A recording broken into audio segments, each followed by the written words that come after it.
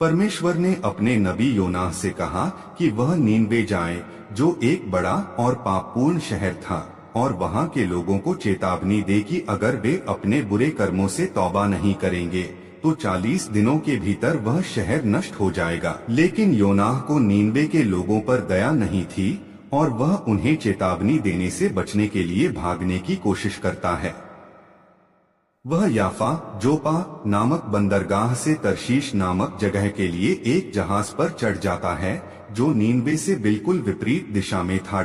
जहाज के समुद्र में जाने के बाद एक बड़ा तूफान आया और जहाज डूबने की कगार पर आ गया। नाविक डर गए और वे जानने की कोशिश करने लगे कि किसके कारण यह विपत्ति आई। अंततः योनाह ने स्वीकार किया कि वह परमेश्वर से भाग रहा है और तूफान उसी के कारण आया है। उसने नाविकों से कहा कि अगर वे योनाह समुद्र में गिरते ही एक विशाल मछली ने उसे निगल लिया।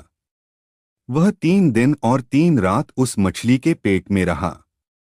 इस दौरान योनाह ने पश्चाताप किया और परमेश्वर से प्रार्थना की। परमेश्वर ने उस मछली को आदेश दिया कि वह योनाह को किनारे पर उगल दे। मछली ने उसे किनारे पर उगल दिया और योनाह ने परमेश्वर की आज्ञा मानने का निश्चय किया। इसके बाद योनाह नीनवे गया और वहां के लोगों को परमेश्वर का संदेश दिया।